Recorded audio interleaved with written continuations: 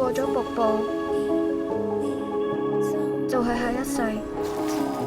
動畫嘅技藝咧，唔係流㗎，係堅得好緊要，可以係達到國際水平嘅一個動畫。作為一個香港觀眾，我係好 proud of， 好自豪。兩個字：大癲。借揸價錢燒鵝嘅味道。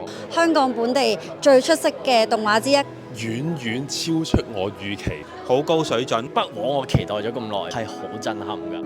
我同我細佬失散咗啊！你可唔可以幫我揾下？佢每一個場景咧，其實都好靚，好夢幻。俾佢嘅配色啊、構圖震懾咗嘅光影畫面都係好靚、好高質咯。無論喺構圖啊、配色上咧，我都係睇到歎為觀止嘅。世界級嘅一流水準，好有驚喜嘅畫面喺入邊。我哋甚至乎頭先我同佢講，係咪宮崎駿有幫手？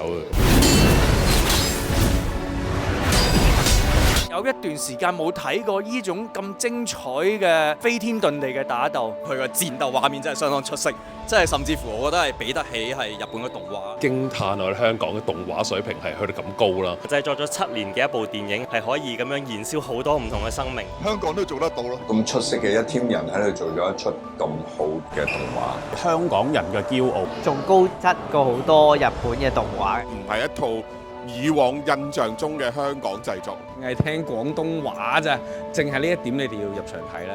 世外係要喺大銀幕嗰度欣賞，感受嗰種世外世界嘅震撼。世外世外世外。10月29日，10月29日，戲院見，戲院見。